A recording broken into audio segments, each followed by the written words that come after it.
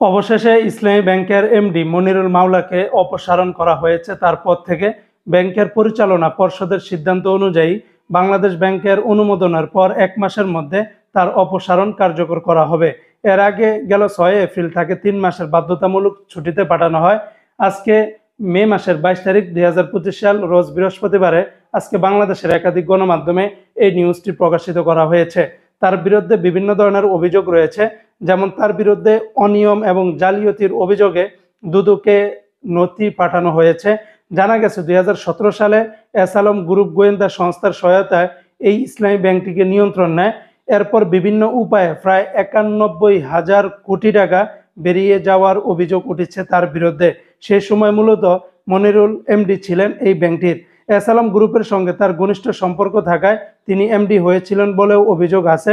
সরকার পরিবর্তনের পর ব্যাংকের অনেক পরিচালক বা এমডি আত্মগোপনে চলে যায়, তবে শেষ পর্যন্ত চাপে পড়ে মনিরুল মাওলাকেও ছুটিতে পাঠানো হয়েছিল এবং পরবর্তীতে তাকে স্থায়ীভাবে অপসারণ করা হলো।